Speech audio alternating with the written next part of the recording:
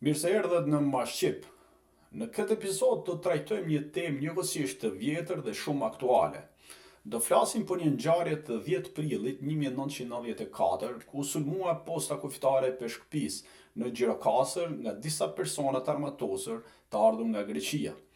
Si pasojë e këtij sulmi u vra komandanti i postës Fatmir Shehu dhe ushtari Arsen Gjini, të dy sot dëshmorë të atë dheu. Po ashtu u plagosën ushtarët Ardian Velmishi, Janat Zaka dhe Frederik Kalemi. Gjatë tërheqjes, terroristët armatosur morën peng nën oficerin e repartit kufitar Qemal Stroka, të cilën e liruan pranë vijës kufitare ndërsa vetë u kthyen në territorin grek me një pjesë të armatimit të marrë nga posta kufitare. Një vit më pas, në mars të vitit 1995, i njëjti grupim tentoi të sulmonte një tjetër pikë kufitare shqiptare, por u ndalua rastësisht nga një patrullë policie rrugore, ku ju gjetën armët e marrë në vitin 1994 në postën e Peshkëpisë.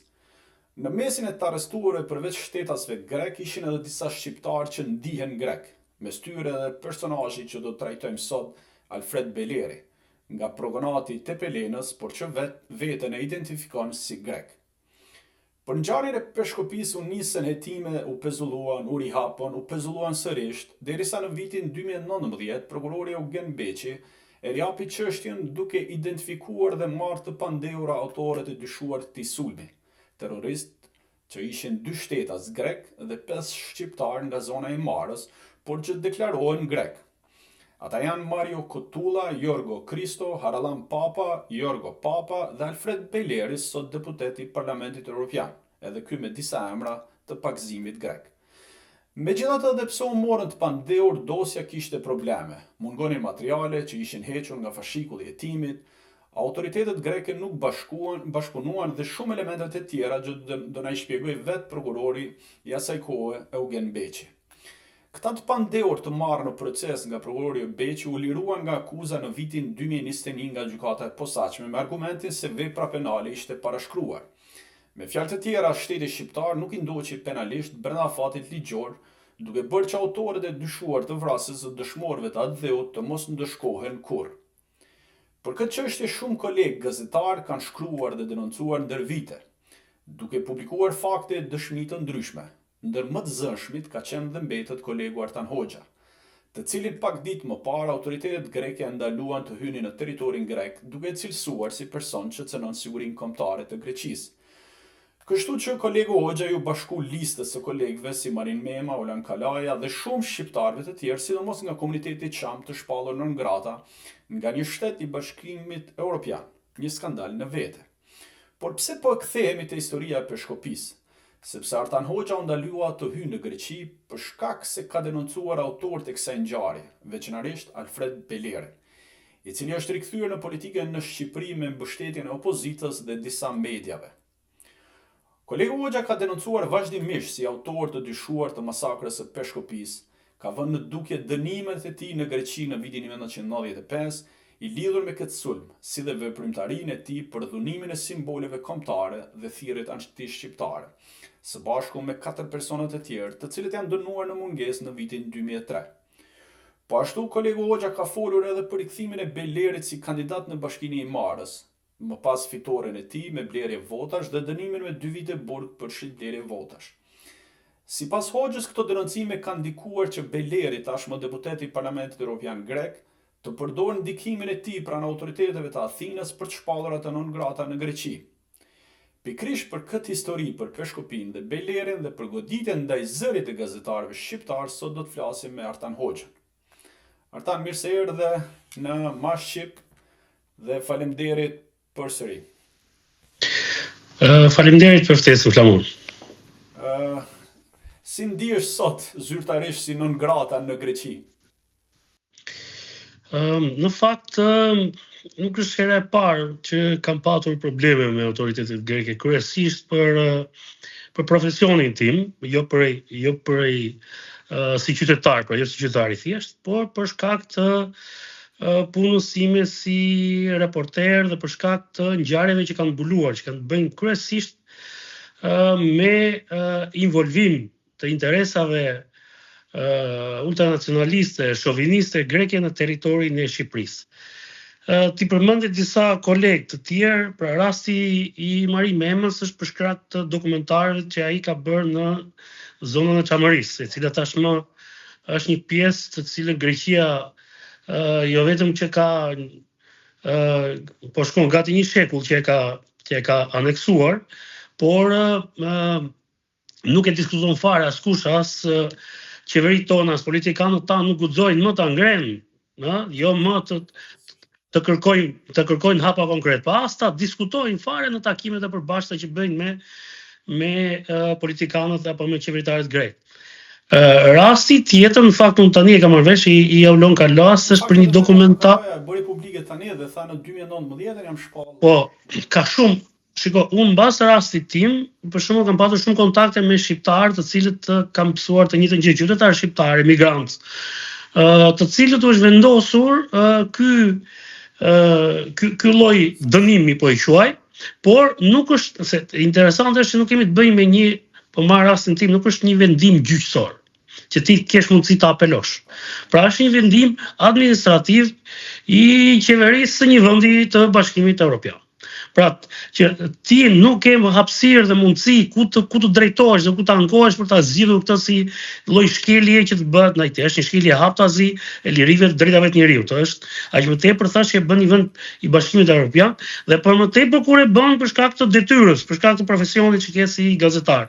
Sepse thash nuk është po themi edhe kjo në nivelin e patriotik apo në nivelin e punës tënde të vyer për shumë vite është një grad lartësimi kjo nën grada, sepse realisht një shtet ndonjëherë shovinist siç është grek me të shpall nën grada është edhe një fanderi. Shiko, një vend i vjetër me një histori të paktën se kemi mësuar ne me një me një lashtësi, por edhe shteti modern grek, ky që është sot, është i themeluar, i krijuar gati një 100 vjet para shtetit ton, sepse kontributi që kanë dhënë shqiptarët dhe arvanitasit atje ka qenë zakonisht i madh. Por më duket vërtet edhe në mbas në ëndrat më të mira nuk e kisha menduar që një vend si Greqia kaq i madh me gjithë histori, me gjithë aureol që ka, aureol demokracie, pjesë e Bashkimit Evropian, do të merrte një veprim të tillë për shkak të detyrës, sepse thash nëse do të ishte ndryshe, unë kam qenë dhe emigrant në Greqi, kam shkuar shpesh dhe si qytetar, nëse do të ishte një mas tjetër, po edhe ajo mund më krijonte probleme dhe shqetësime, pa nëse do të ishte një çështje penale apo një çështje administrative. Por kur ke të bësh me një vendim politik, sepse më tepër ky është një vendim politik. Nisur për Greqi dhe si u njoftove që nuk lejohet hyrja jote, çfarë ndodhi ti kur u përballet me oficerin e emigracionit të policisë greke apo oficerin e shërbimit? Unë mendoj që në rasti konkret ata më kanë vendosur një grad, të cilën unë nuk e kisha. Pra, duke më shpallur non grata, ata në fakt më kanë vendosur një grad shumë të madhe këto ditë që kam lëvizur, se mos të këto hapësirat shqiptare në Kosovë apo në Maqedoninë e Veriut, dhe edhe njerëzit më kanë respektuar sa duke i vetë se kisha qenë në çetën e Mjal Gramajn ose edhe Çerçistopullit. Por kjo është një grad, pikërisht, prandaj thash që unë nuk e dija që kisha këtë grad. Nuk e dija që e kisha këtë gradën, por tani më vendosën.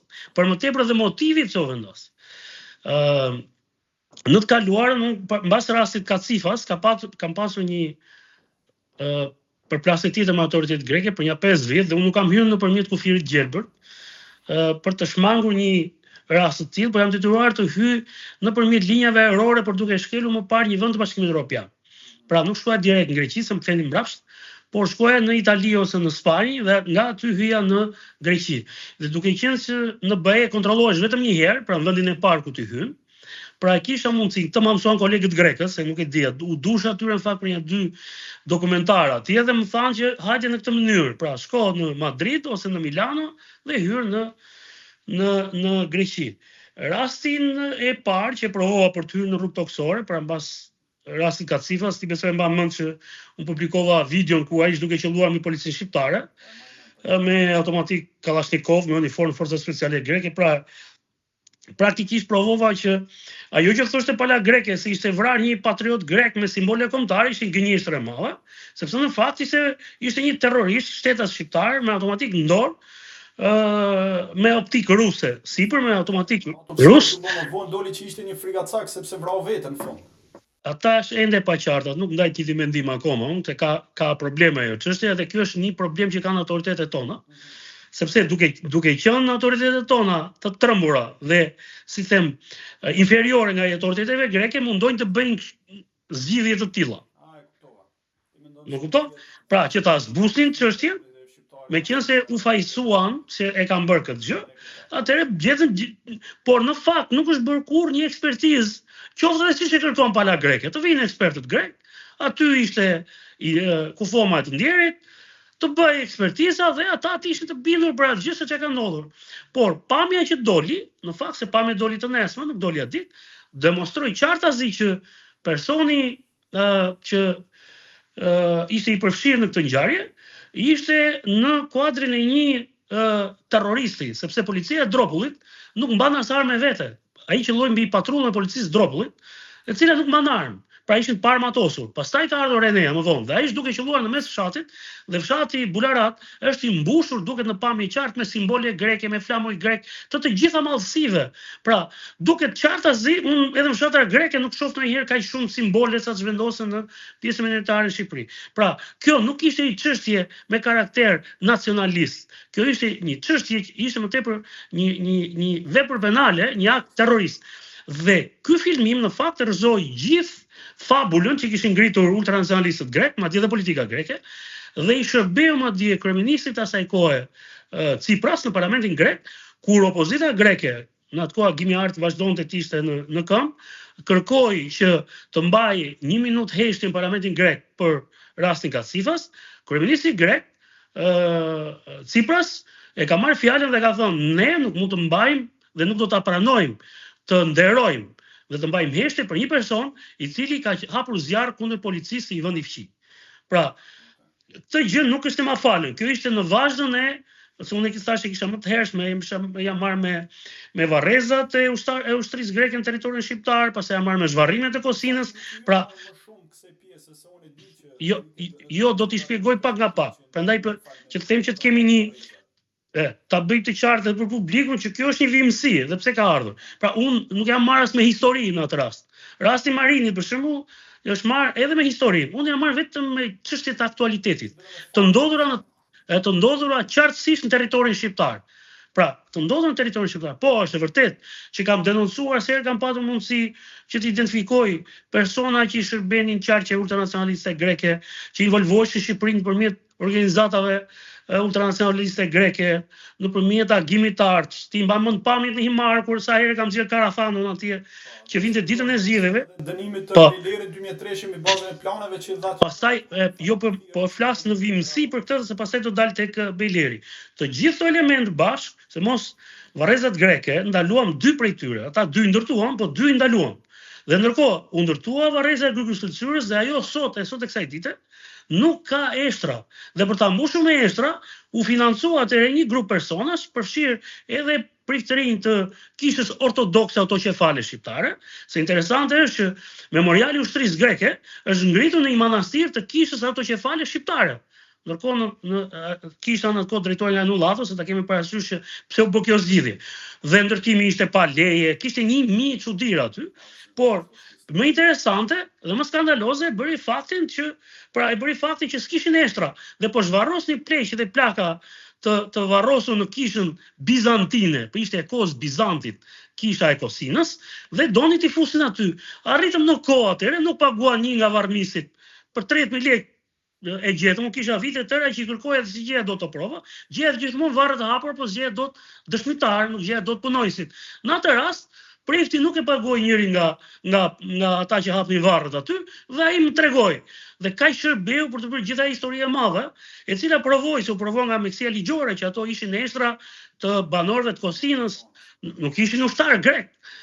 Nuk ishte lidhje fare ushtria greke e martirët e ushtrisë greke, sepse jo më koti, nëse mba mend para disa ditësh shënzora prapë në parlamentin grek, në sintagma që sheshi të qendrës të Athinës, në murin e parlamentit grek, është fasada kryesore siç është në Kongresin Amerikan, në Kapitol, janë të shënuara vijet e frontit ku ushtria greke ka luftuar dhe ku ka derdhur gjak. Dhe në Greqi motoja është ku shkel këmba ushtarit grek dhe ku derdhet gjaku ushtarit grek, është tokë greke. Dhe në memorialin në fasadën e parlamentit grek qëndrojnë toponime të trevave shqiptare. Fillojnë me Ostrovic, Pogradec, Trebeshin, Tomor, malet e Shqipërisë, Përmet, Gjirokastër. Pra janë toponime të qarta, Korç është një tjetër, pra Ersek. Pra kemi të bëjmë dhe ata nuk i kanë shënuar kot aty. Dhe unë e kam ndjekur në vimësisë, është një çështje që thashë unë jam përfshi prej 30 vitesh. Pastaj vim te rasti konkret. Unë gjatë vitit kaluar, në fakt kam patur përplasje me zotin Beleri, edhe një vit më parë që ishin zgjedhjet lokale. Sigurisht edhe unë nuk është se isha fort dakord me atë mënyrë që u zgjodh. Të lutem, para se vim këtu mendova çfarë ndodhi konkretisht ditën që u nisët në Greqi. Pastaj çështjen e Belerit mund ta diskutojmë edhe më mbrapa. Flas ajo përballja jote me oficerin e policisë atje, çfarë ndodhi, si atëre çfarë mund ta thush? Atëre, unë isha në Gjirokastër, dhe meqense kam babajën smur, kam 4 muaj që po merrem me të. Kam kontakte, njoh mjek grek të Spitalit Janinës kryesisht, të cilët kanë ardhur në Shqipëri. Dhe komunikova me një ata dhe i pyeta për disa lloj medikamentesh të cilat më duheshin në Shqipëri dhe nuk po i gjeja, ose kur i gjeja prodhime që ishin afër afatit skadencës. Plus Janina ka disa, duke është qendra më e madhe e veriut që ka Greqia. Kryesi ajo është kryeqendra e Epirit. Pra Greqia atë e quajnë gjithë qarkun e Janinës. Pra zonën që më të madhe që kanë veri e quajnë Epir. Dhe Janina është kryeqendra e Epirit sipas autoriteteve greke dhe ashtu e kanë si ndarje administrative. Dhe me atë rast, meqense isha në Gjirokastër, thash po shkoj në Janin, i gjej, se ishte edhe ditë pushimi, i gjej edhe ilaçet më lirë atje, sepse duke qenë vendi i Bashkimit Evropian, kanë dhe cilësinë më të mirë, po edhe çmimet i kanë më të lira se ne. Dhe për këtë gjë, thash po shkoj, në fakt kisha pavajtur, kisha gati një vit që nuk isha shkuar në Janin. Dhe siç bëj zakonisht, kaloj tek vija e parë, në momentin që oficeri grek se shkova vetë, ja paraqita me dorë, pasaportat, vulosi për personin tjetër që ishte me mua, kalimin, për mua, tha keni problem, tha. I thashë problemi, ai që ka problemi ma, tha. Po mirë, thashun, si do të bëjmë? Ti tha nuk lejohet të kalosh. Po mirë pasaportën, i thashun. Jo, nuk e merr dot pasaportën, tha, do të kalosh në vijin e dytë. Sepse edhe ai pari aty të kthen mbrapsht. Ai ishte i pari. Fakti që më kalon në vijin e dytë, atëherë më bëj të dyshoj, sepse vija e dytë ka të bëjë më tepër me emigracionin. Vija e parë është policia e kufirit. Kaloj mbrapa, në vijin e dytë, më vjen një oficer tjetër, është një vend piposacëm që i kanë ata në pikën e kalimit kufitar. Isha vetëm, s'kishte këmbënjëri ditë, tek ajo pjesë, dhe si duket s'kishin gjetur njerëz me probleme, ose i vendose ai vijës parë. Mbasi më pyeti për disa nga ato që unë sapo thash, publikime që unë i kisha bërë në të kaluarën, vetëm a e ke bërë ti këtë, dhe unë duke i thënë po. Meqense unë komunikoj në greqisht, e kam qenë emigrant, lexoj, shkruaj në greqisht, po më bëte përshtypje që këtë radhë, unë e di që oficerët e kufirit palës greke din shqip. Por këtë radhë dinin një shqipe shumë letrare. Sa më duke që edhe ndonjëherë polici kur ndalon për respekt në morin Kuksit duke flet aq letrare shqipen sa që flisin ata në pikën e kalimit kufitar të Kakaviës. Ato të triurave e di sepse është zona i fshati aty ka Merxhani që është ngjitur, se grekët i thonë nuk i thonë dogana triura, i thonë dogana Merxhanit.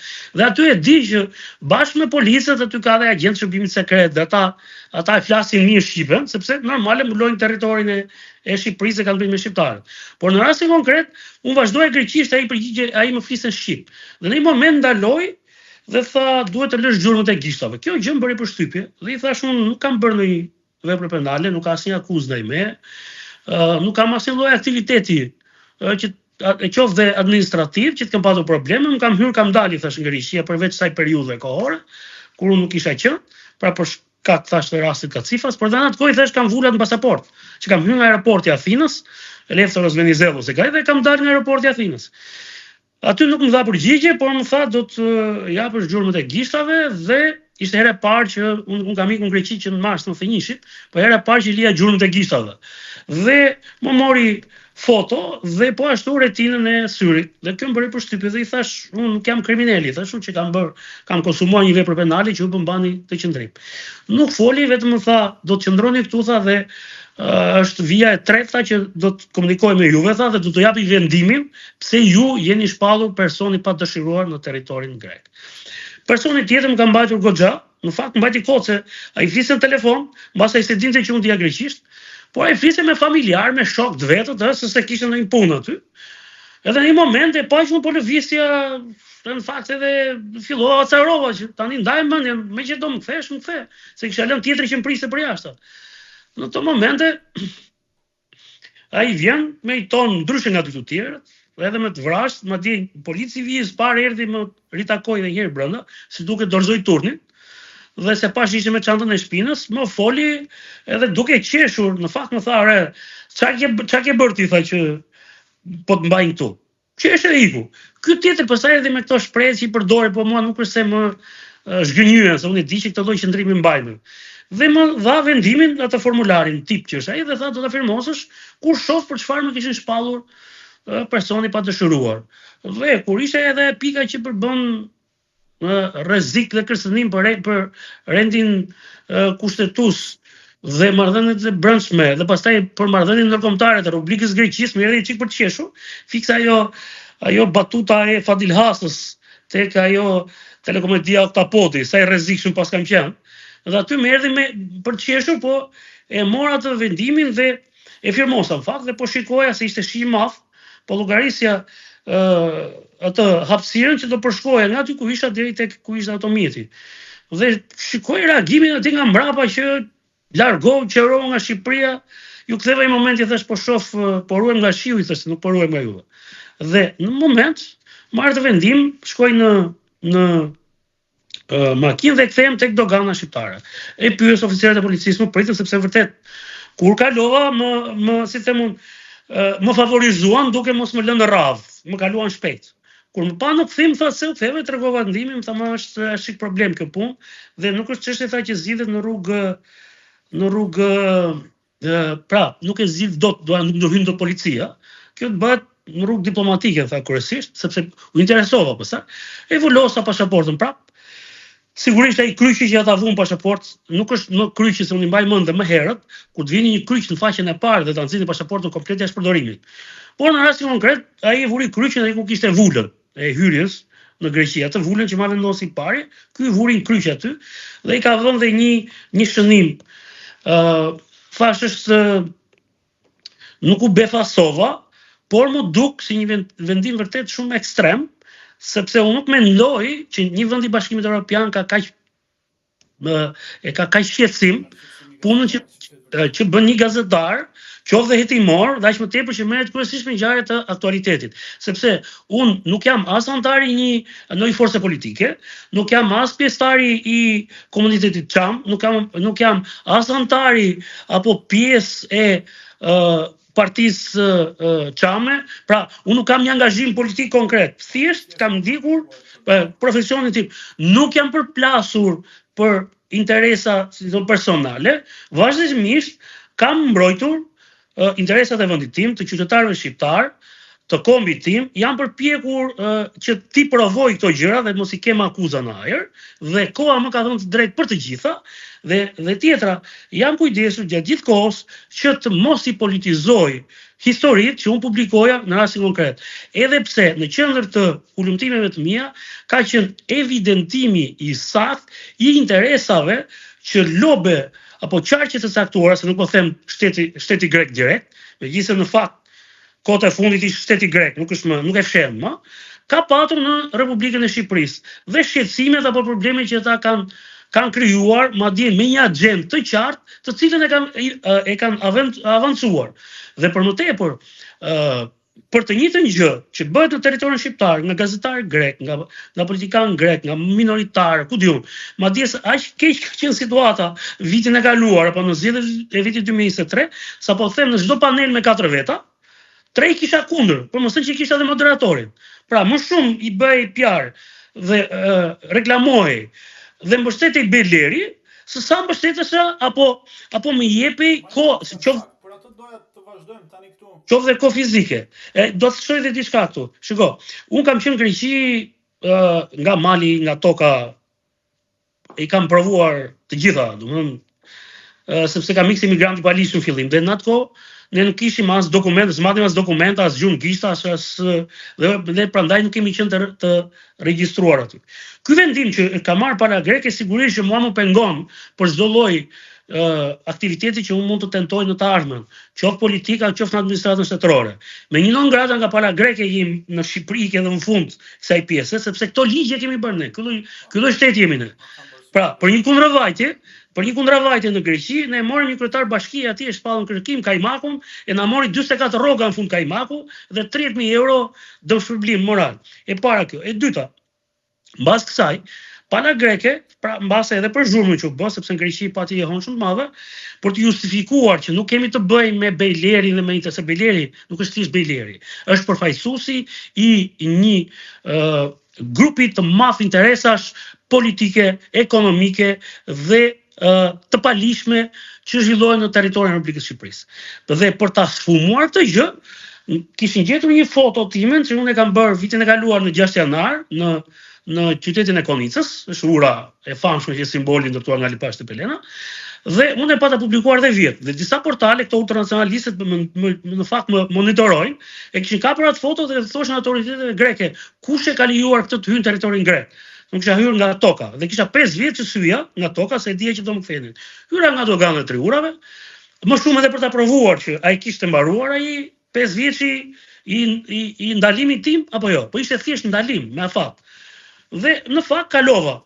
Këto foto tani un kam dalë para është një fortifikim atje i vjetër i kohës Alipashës dhe aty ndodhet flam.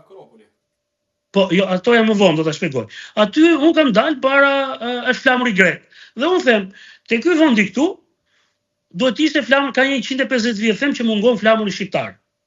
Meqense mungon flamuri shqiptar, un po e bëj shqiponjën them me dy duar dhe bëj dhe shqiponjën aty para flamurit, po shqiptarët bëjnë me miliona foto të tilla. Un kam bërë në xhungël në Afrikë, kam bërë foto me një afrikanë, sot po e shikoj, e thash inshallah na shpall Afrikë e Jugut tani.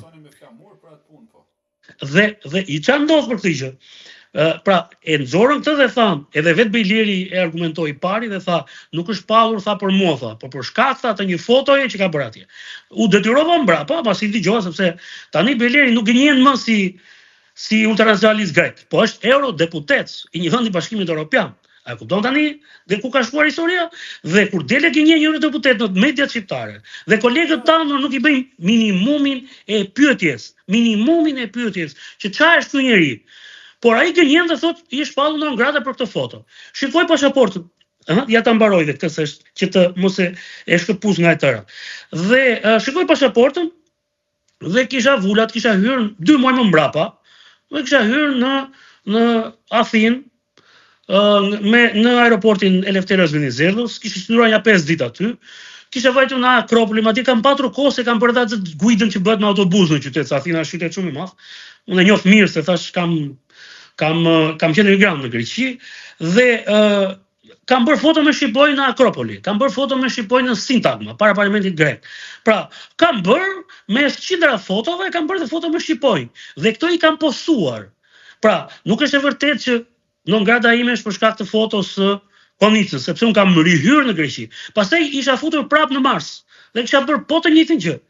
Pra, nuk është e vërtet ai justifikim që më than, por sepse duke që ishte thjesht për të kaluar ose për të mbuluar vendimin që kishim marrë,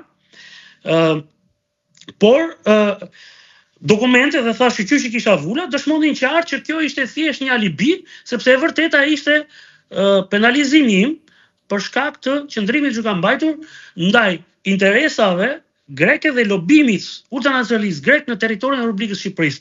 Sigurisht duke u përfaqësuar nga personazhe që kanë probleme të theksuara penale dhe kriminale në territorin e Republikës së Shqipërisë, madje edhe në territorin e Republikës Greqisë, se Greqia vetë ka dënuar.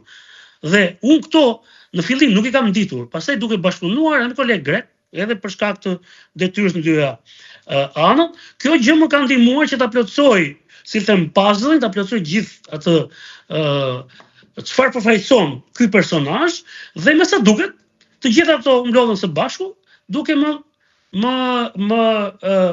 dhënë një grad dhe një deklarat që unë as e mendoja, po faleminderit që unë jam në një zonë, në fakt ti e di që unë jam nga qendra e jugut, pra nga Skrapari, dhe në fshatin nga jam unë në origjinë, ushtria greke ka hyrë në fshat dhe ka therrur 27 burra. Një fshat që është mbrapa malit, Pacomit, i ka therrur, jo i ka vrarë, po i ka therrur dhe i ka lënë aty, i ka lënë pirë. Ka therrur 73 burra në Pacomit, nuk po them në Hormov, që ka masakruar 217 burra, ka zhdukur pra një brez të tërë. Kështu që dashur po dashur, unë nuk jam të nuk hyj tek pjesa se më pyeti dhe aty më pyeti dhe pra nuk jam marrë me këtë gjë, po më pyeti dhe oficeri grek se tha, edhe herët e tjera se mua më ndaloni gjithmonë, më mandin gjyqësore. Dhe nga që komunikoj gjithkohës greqisht, dhe më pyesin, je vore period? Po i thosha, po ti je vore period. Unë e kam hoxha, si të gënjej, unë jam i mirë hoxha dhe nuk jam vore period. As në Greqi kur pata qenë atëherë nuk është ndrova mbiemrin edhe emrin për të zënë ai punë. Megjithatë, ta mbyll të pjesën e kësaj, pra e gjithë fabula që u gatua në fundin nga data 23 nëntore mbrapa, është një sajes, një gënjeshtër, një alibi e dobët, të cilës i dhanë zë mediat shqiptare pastaj mbrapa, duke lejuar Belerin që të gënjente nga mëngjesin darkë, se në Greqi e kanë parë që se fton me njëri, nuk i kushton me njëri në vëmendje shumë madhe Belerit atje. Por lidhjet politike ai ka jashtëzakonisht forta dhe sidomos me qarqe turta nacionaliste të djathta, sepse ai është lidhje direkte e kryeministit grek, e ministrit brendshëm, pra e ka këtë lloj mbështetje. Po sa ka ndiku ky vendim për shkak të gjitha këtij përmbledhjes që thatë për punën e Shqiponjë ose për këto gjërat e tjera që nuk mendoj që janë arsye të cilat i argumenton Beleri me shoh, por sa ka ndiku fakti që e keni denoncuar pikërisht këtë personazh? Unë besoj që Beleri ka qenë determinues në këtë histori, për shkak të asaj që ai përfaqëson.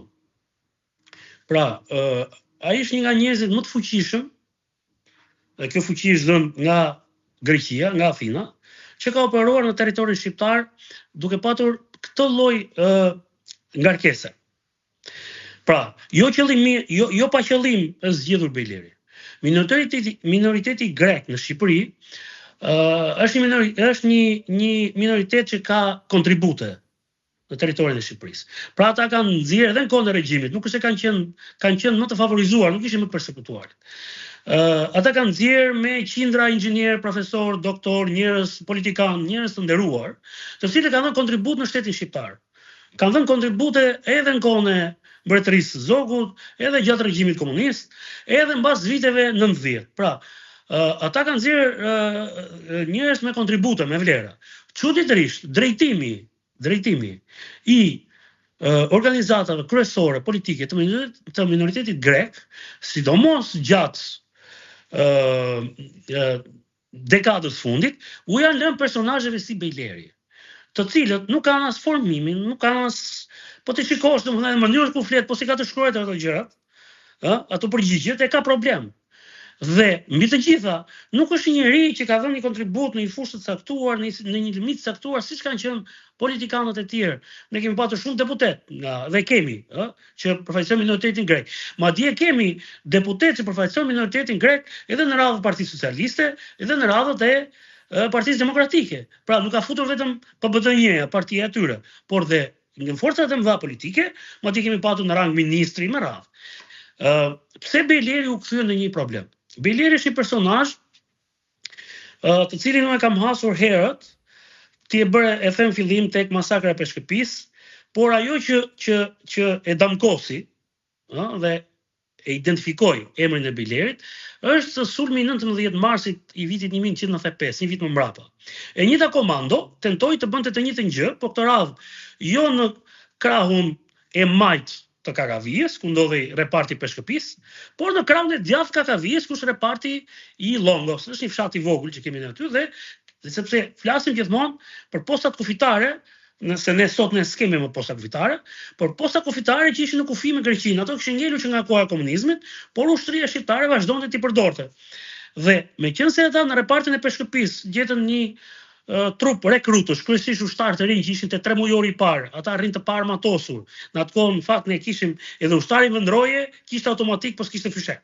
Imagjino tani, shteti jonë në atë kohë më shumë ruhej nga ushtarakët e vet se nga ushtarakët nga vendi fqi, dhe Arsen Gjini, pra s'ka qenë as 18 vjeç i shkreti, që është heroi është dëshmori atë dhe po është dëshmor, po ka i dëshmor që e meriton, është ai dhe Fatmy Shehu, komandanti i repartit, sepse ata janë vrarë fiks në mbrojtje të tërësisë territoriale në kufi. Ne kemi plot dëshmorë në këtë vend, po dëshmorë si ata të vrarë nga një fuqi që vjen nga jashtë dhe i vret në roje, nuk kemi pasur mbas 90-s. Dhe me që ata e gjetën në repartin tonë 130 rekrut parë matosur, i vetmi që ishte armë, ishte oficeri Fatmy Shehu që ata e vranë, komandanti. Vranë Arsen Gjinin në vendroje dhe morën Qemal Strokën, në fakt Qemal Stroka ishte instruktori i qendit mos gaboj. Ishte edhe instruktori trup edhe se kishin do të kenë patur qen ato që ne i quanim qen kufiri, po qen gjurmimi. Ata e morën si peng se mos u kundërpërgjigjej kush nga Shqipëria. Gjë që nuk ndodhi. Ajo post ndodhet shumë afër, ajo ka ngele braktisur, më vjen shumë keq është lënë ashtu. Qoftë ne duhet ta ktheni në muze atë. Vetëm para 3 vitesh u bë një memorial atje, mos gaboj, ose para 2 vitesh, është bërë një memorial përpara që kujtojnë ta dy, po ceremonia e memorialit u bë e fshet, pa zhurmë nga mediat. E bëri policia e shtetit dhe se mos ndiheshin grekët, mos cënoheshin. Nuk e bën publike, mua më nisën ja 2 foto i video për të thënë që ja ne e bëm këtë, meqense unë mesha tërkohës me atë histori. Tani, sulmi i dytë në Longo është bërë nga e njëjta skuadër. Ajo që ti e lexove, thej ka gjetur rastisht një patrull, nuk është ashtu. E vërteta është e kundërta. Autoritetet amerikane të shqetësuara, sepse ato ndërmjetësuan për rastin e parë. Mbas ngjarjes në kufi ndodhi skandali me të pestët. E kujton ti me minoritarët grek dhe u desh pala greke loboi fort në Washington.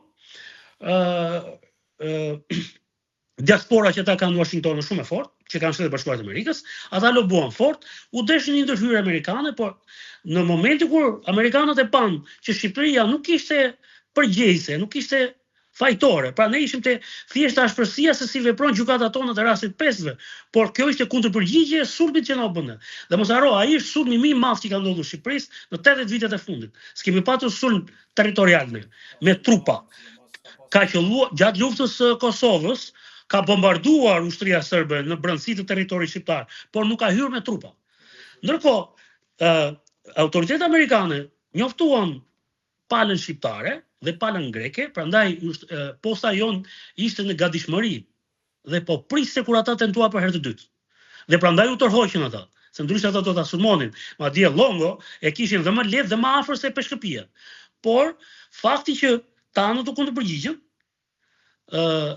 sapo dëgjuan lëvizje, bëri që ata të ktheheshin, dhe momenti që janë kthyer, pala greke ka qenë njoftuar dhe i ka kapur ata në 2 pozicione ndryshme.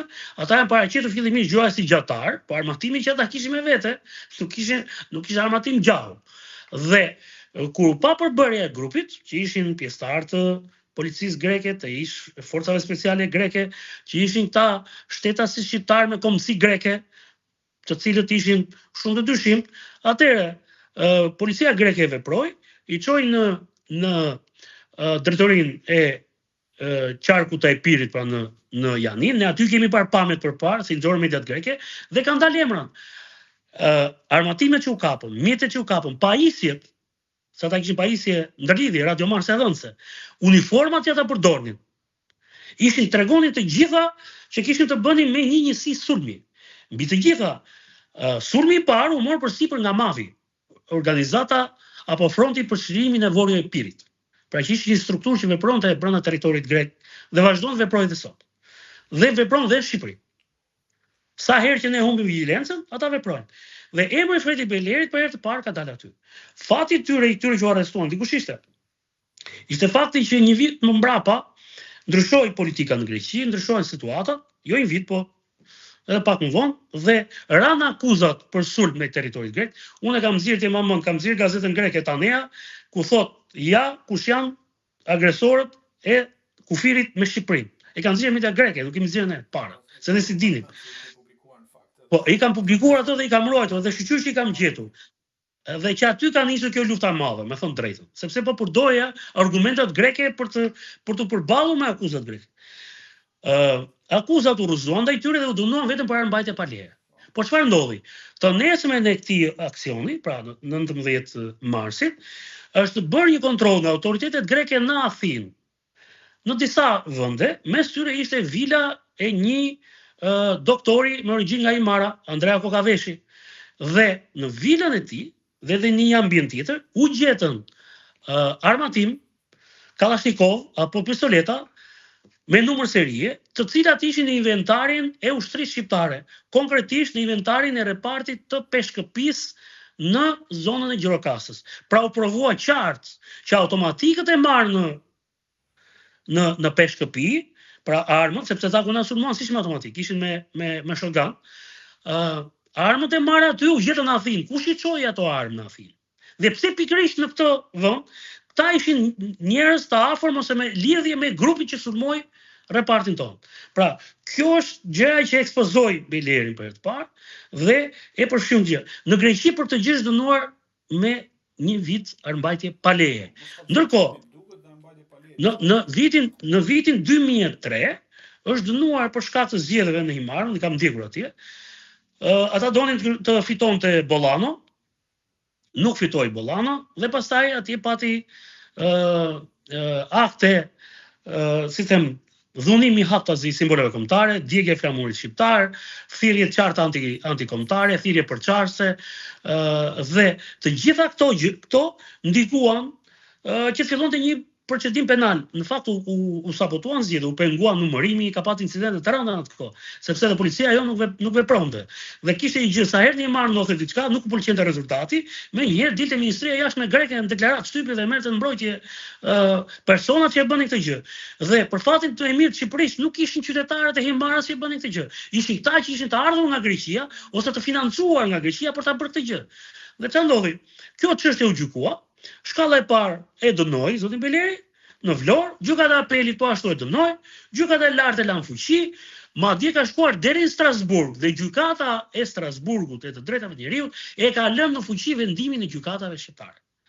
Dhe Beleri nuk shkeli në Shqipëri derisa ky vendim u parashkrua. Dhe pastaj u shfaq në zgjedhjet e vitit 2015 si kandidat pa pritmazi. Mbas 2 herë që kishte qenë Bollano, u shfaq Beleri. Beleri pra në radhën e parë ishte mbështetës i Bollanos, i Vasil Bollanos. Në moment që u humb Bollano dhe këtij skadoi dënimi, pra nuk mund të arrestoj më për atë gjë, se nuk shkeli në Shqipëri, edhe pse ai thoshte unë nuk e dija. Ti e di shumë mirë se ti ke familje, ti ke banuar, ke pronat, ke bizneset në Shqipëri, si dieti. Ishte mbrojt me avokat me prokuror. Dhe ai u shfaq në zgjedhjet e vitit 2015. Unë sërish në atë kohë e kam ekspozuar këtë fakt, se më duke çudi që njëri i dënuar të kandidonte. Kur ti e di shumë mirë që ne simboleve kombëtare. Po, ne përveç akuzës, po vetëm fakti i dënuar, ne u kemi prerë mandatin të zgjedhurve tan në Shqipëri për dënime qoftë për masë administrative në Greqi. Pra për gjëra banale ose në Itali. Ka ikur Dashamir Tahirish dhe prej mandati për një kontravajtje në autostradë, pra sepse kështu e bëm ligjin. Po ky ligj nuk funksionon ka për këtë rast. Dhe gjë më interesante se Beleri se bënte doktor që i vetëm, Beleri është askush i vetëm. Por fuqia që i jepte nga mbrapa, në tash kohë që ai përfaqëson një lobim shumë të madh, Beleri është vetëm maja e icebergut. Dhe kur Beleri i vë autoritetet tona përpara në këtë formë, imagjinoni çfarë do të bëjë icebergu poshtë kur dali sipër. Se çfarë është? Ne patëm një fat që partia Gimi Art u shpall Mongrata, dhe u shpall parti terroriste dhe u shpërbë. Por nuk u asgjësua fryma e saj. Tjetra, ne patëm një avantazh tjetër. Greqinë e kapi kriza në 2008, se deri aty na mbytën me ato pensionet. Me ato pensionet që paguheshin territor shqiptar. Dhe na krijuan gjithë situata. Megjithatë, Beleri nuk fitoi në 2015, ai pati një gjë shumë interesante, se nga që kishte qenë person i dënuar, edhe atë ditë nuk i kërkuam që të votonte. Dhe ai tha nuk votoj dot se kam humbur pasaportën. Dhe në fakt nuk votoi në 2015. Tentoi sërish në zgjedhjet e vitit 2019, në zgjedhjet lokale, u përgatit, bëri një PR, një fushat në media dona, në të cilat për fat të madh të palës tyre dhe për fatin ton të keq, gjithmonë ka propagandë shumë mirë, pro Greqisë, pro interesa greke. Lidhje me këtë Po. fakt tani, po. Jo se do t'i bie shkurtë kjo se e shoh. Pra, Beleri është një nga personat, po themi, të cilët kanë ndikuar në vendimin ndaj autoriteteve greke, por ju Jo është një nga personat, është arsyeja kryesore që ka vënë në lëvizje ingranazhin e autoriteteve greke. Në fushatën e vitit, se ishte 2019 më preve, në 2019 ne e pengua, su pengua, me atë vendimin që ka marrë prokurori Eugen Beci.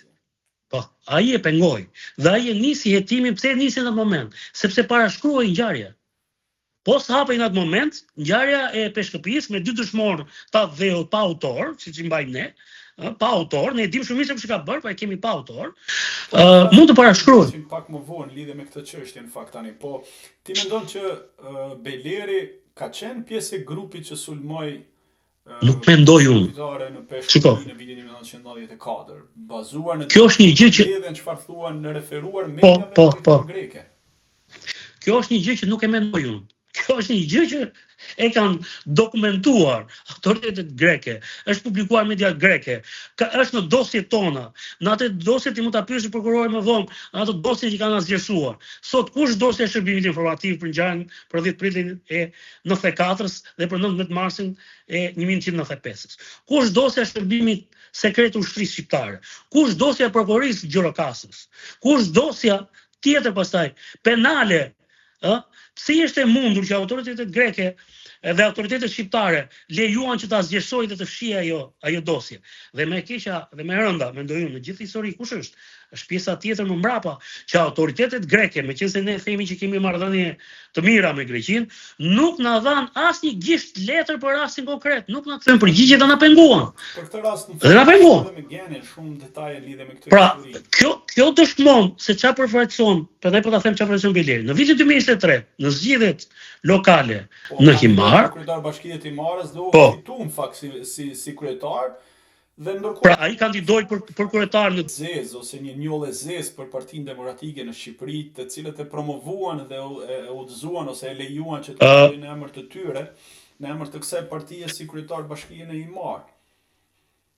Shiko, do të bëhet një njollë Zez gjithmonë për Partinë Demokratike, për një personazh të tillë që mund ta promovojnë. 2000 të votave dhe çfarë mesazhi jep kjo për drejtsinë dhe politikën në Shqipëri, që një personazh sillet Beleri bëhet sot deputet i Parlamentit Evropian në kohën që në Shqipëri u dënua për shitblerje votash, u dënua për dhunim të simboleve kombëtare, dyshohet që ka qenë pjesë e masakrës në Peshkopi. Çfarë është ky mesazh që jep drejtësisë dhe politika shqiptare e cila e promovon? Politika shqiptare i ka ngritur duart lart, para Greqisë nuk është hera e parë. Më them për rastin tim, pena në një deklaratë të autoritetet tona. Se nuk është problemi se unë e luar Tan Hoxha, punë e madhe. Por shi gazetar shqiptar dhe cili gazetar mbrapa do guxoj të bëj këtë gjë. Se nëpërmjet meje ata u dhanë një mesazh gjithëve, mos na kundërvini, mos na pengoni. Mua përpara se të më bëni këtë gjë, më kanë ofruar qartazi, më kanë njohur, më kanë thonë të japim dokumentat greke familjarisht, të japim pasaportën. Sot do mbante shumë puna pasaportën greke, se ajo është më e fortë se pasaporta shqiptare. Po unë vetëm pasaportën e Shqipërisë kam. Dhe shumë ato kolegët që e marrin studio, Belerin, jam me pasaporta greke. Nuk po them që jam me biznese greke të lidhura, po jam me pasaporta greke. Dikur në media, por jo më kot. Mua më shiko, flamu. Sidomos në promovimin e Belerit. Mua më kanë ofruar këtë gjë. Dhe ata që më ofruan ishin biznesmen shqiptar, të cilët ishin ndihmuar nga Beleri. Beleri më mbrapa, dhe unë e kam denoncuar dhe faktin tjetër, që është krijuar një linjë në Shqipëri dhe kam ngritur si shqetësim që një pjesë e mirë e personazheve të botës krimit, kryesisht bosët e nivelit lart, po pajiseshin me dokumenta greke të rregullta. Që tek Gramon Xherxhepi kur u shkapën në Ekuador kishte pasaportë rregull greke. Nuk po them ta të fundit. Soeltela ishte me pasaportë të rregullt greke. Kush i pajisi këta? Nuk po them të tjerë. Plaren Dervisha ishte me pasaportë rregull greke. Kush i ka pajisur këta? Si i morën këta pasaportet greke? Pra, ishte pikërisht kjo përthama e Shqipërisë që po korruptonte biznesmen të njohur, po favorizonte sepse donte ta kishte ta hapur rrugën në Shqipëri, dhe të mos kishte pengesa. Dhe ç'a ndodhi? Në 2023-shin unë e ridenoncova, u ktheva solla fakte të tjera për të dëshmuar këtë gjë. Beleri në reagim fundit ka thonë që shiko ai doli tha e sulmoi familjen tim. Nuk e marr kurrë me familjen Beleri, as me djalin e Belerit. ja marr vetëm me çështjen konkrete. Dhe nuk kam thënë që është Bejleri në video duke bler vota, po është përfaqësuesi i Bejlerit, se Bejleri se bënte këtë gjë, se ishte budalla. Në rregull, po është përfaqësuesi i Bejlerit duke bler votat. Por për mua, Bejleri nuk duhej ndaluar për çështjen e votave. Se ne i dim, ato buzë nga Greqia vinë çdo palë zgjedhje. Problemi ishte që Bejleri nuk duhet lejoj të kandidonte, sepse CV-ja e Bejlerit ishte tmerrsisht e rëndë, me vepra penale të tjera. Edhe pse i thot se ka bërë gjyqje më madhe zgjedhje në gjykatë. Në fakt Bejleri ishte në burg, nuk shkoi në seancë. Në 2 raste flamur të mëparshme, i bëre shumiqe e preke.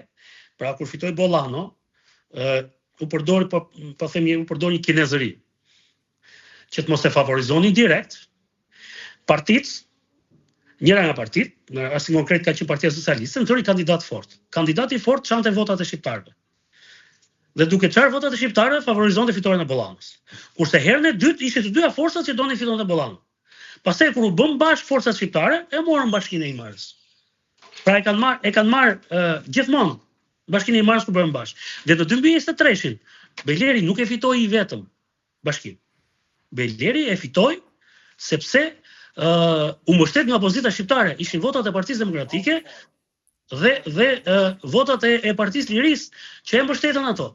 Pra, ai nuk e mori vetëm, por unë mendoj që kryeministri Rama, dhe unë përgjithsisht akuzoj qeverinë e vendit tim, autoritetin e vendit tim, sidomos kryeministrin Rama, i cili u kujtua 2 ditë para zgjedhjeve, ta sulmonte Bejlerin, duhet të kishin aktivizuar legjislacionin shqiptar për të analizuar kandidimin e një personi me këtë background, sepse më mbrapa krijuan atë që ne kemi sot, krijuan eurodeputetin Bejleri, i cili përfaqëson në Parlamentin Evropian një vend siç është Greqia dhe godet vazhdimisht dëmton imazhin e Shqipërisë. Tani përveç gjithë këtyre që thatë një përmbledhje, implikimin e Bejlerit në rastin e peshkëpisë, rastin e dhunimit të simboleve tona kombëtare, përfshirjen në vjedhjen e votave në Imar, për cilën edhe u dënua, ka ndihmuar shtetat shqiptar duke i greqizuar, por ke përmendur ose ke publikuar edhe një fakt tjetër që ka ndihmuar një person të dënuar që mos të ekstradohet në Shqipëri, edhe pse ishte personi që kishte paguar për vrasjen e dëshmorit tjetër të atdheut të shefin e policisë Artan Cuku. Thash, kemi një gjë parasysh. Pra, Bejleri në atë kohë ishte drejtuesi i një strukture politike të minoritetit grek. Pra, shumë veprime se nuk i thash, ai është maja e kësaj strukture, po kishte plot enturazhi i tij ka qenë poshtë, të jemi të qartë që si ka vepruar. Pra, nuk është në çdo rast që ka dalë personalisht ai. Në zgjedhjet e 2023-shit thash unë u përpoqja në maksimum për të dëshmuar pikërisht të gjë, për të rikthyer të gjithë. Por e pash që mënyra se si veprojnë autoritetet tona, edhe pse ai u dënua, në fakt bëri efektin e kundërt. Dhe përgjegjësia nëse 2 presidentët tanë dhe 2 kryeministrat tanë, zoti Berisha dhe zoti Ilir Meta, e ka lejuan kandidimin dhe e mbështetën Bejlerin, kryeministri në detyrë nuk e pengoi këtë kandidim, se e kishte në dorë ta bënte dhe nuk e bëri. Më mbrapa, unë kam qenë procese penale gjatë kohës që ai ishte sepse thash, betejë me Bejlerin dhe avokatët e tij ka vazhduar, se tani ka dalë me një si them fabull të re, thotë, shkuam në gjyq thoshte po i fshihej gjykimin. Në fakt, unë isha në gjykim se ishte në burg. Dhe është e kundërta, dhe unë i kam vendimet e pafajësisë për gjitha ato raste. Tani, ky presion bën që po mbyllej goja, madje më bëhet në përsutje nga avokatët e tij edhe nga njerëzit që mbështesin. Megjithatë, në vitin 2025, në vitin 2024, për gjatë vitit kaluar kur bën zgjedhjet bën Greqi ishte zgjedhjet parlamentare, Bejleri u kandidua nga partia në pushtet Demokracia e Re e kryeministrit Qiriako Mitsotakis. Dhe përsa kohë Bejleri operonte vetëm në Shqipëri, media greke dhe politika greke ishte në unison duke mbështetur. Kur ai u përfshi në politikën e brendshme greke, menjëherë opozita greke dhe mediat greke filluan të qëmtonin, të kërkonin në jetën e tij, në të kaluarën e tij dhe nxorën të gjithë këto që unë sapo thash. Madje nxorën shumë më tepër nga ç'dinim ne. se ne s'kishim akses në Greqi. Ndërkohë, gjatë atyre viteve unë kisha kërkuar sepse kisha dëgjuar që personazhet botës filmit në Shqipëri ishin favorizuar nga gjykatat greke, madje ishte penguar ekstradimi i tyre drejt Shqipërisë, sepse ata përdorin këtë linjën e të qenit homogjen në Shqipëri. Dhe kush mund të krijonte këtyre këtë lehtësi? Por fat mirë, kërkova disa raste, dhe kam gjetur disa raste, por rasti më si them që më duk më flagrant, më ulëritës, ishte rasti i dëshmorit tjetër të Adheut, ish drejtori i policisë Artan Cuku, i cili u vra nga një grup kriminal me urdhër të një bosit të krimit i financuar pra ishte një vrasje tipike mafioze. Dhe ky personazh u arrestuan në Greqi. Bedar Jambelli. U arrestuan në Greqi dhe çështja shkoi deri në gjykatën e lartë për ekstradim, për ta sjellë në Shqipëri, sepse ne ndërkohë gjetëm autorin i cili tregoi pastaj se si kishte ndodhur ngjarja e gjitha. Dhe si e liroi gjykata e lartë? Pra gjykata e lartë, gjykata supreme greke e liroi. Dhe në vendimin e kësaj gjykate, vendim të cilit unë para disa vitesh e kam çuar personalisht kreut të Spakut zoti Dumani, e kam dorëzuar atij personalisht, dhe i them, është ulëritse që të sabotohet në këtë mënyrë një çështje e drejtësisë shqiptare dhe greke bashk, dhe duke përdorur dokumenta të rreme. Pse? Sepse Beleri aty kishte dalë si dëshmitar dhe midis të tjera i shëçoi një raport dhe thuaj që ky person dhe familja e tij kanë ndihmuar, janë pjesëtar të komunitetit minoritar grek, por gjatë vitit 97 kanë ndihmuar për të mos lejuar djegjen e kishave ortodokse në zonën e Mizekës, gjë që s'ka ndodhur kur nuk ka ndodhur në Shqipëri kjo gjë. Dhe ky dokumentacion i falsifikuar se është pa vërtet, midis të tjera, dhe kaq do të mjaftonte Spaku që do ta hapte çështjen dhe ta hetonte në këtë formë, ndërkohë që gjykata e lartë greke ta lironte në sallën e gjyqit Bedar Jambelli.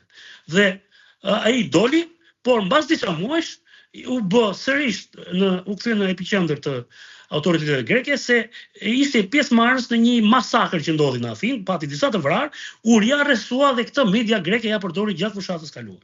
Dhe vendimi për mua është marrë pikërisht gjatë muajve mars, prill dhe maj, që ishte fushata, se zgjedhjet ishin qershor të vitit kaluar, kur unë bashkëpunova shumë me kolegët grek të mediave më të mëdha të Greqisë, duke u dhënë material, por edhe duke marrë material për tyre, dhe dhash intervista, pra isha shumë aktiv dhe në Greqi përveç në Shqipëri, dhe aty është marrë vendimi që unë të goditem në rrugë zyrtare. Dhe Beleri pastaj e fitoi mandatin nga burgu, pra imagjino Greqia ka gjithsej mos gaboj 19 eurodeputet.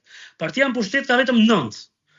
Dhe Beleri ka jetë i treti se ka fituar mbi 200.000 vota. Shikoni çfarë ka krijuar, çfarë perceptimi ka krijuar në Greqi, ajo që ka ndodhur në Shqipëri.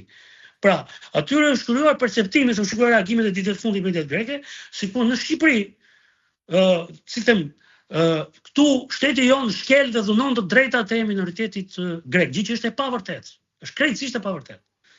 Madje ne kemi krijuar një si administrative që s'kan as numrin e popullsisë atje.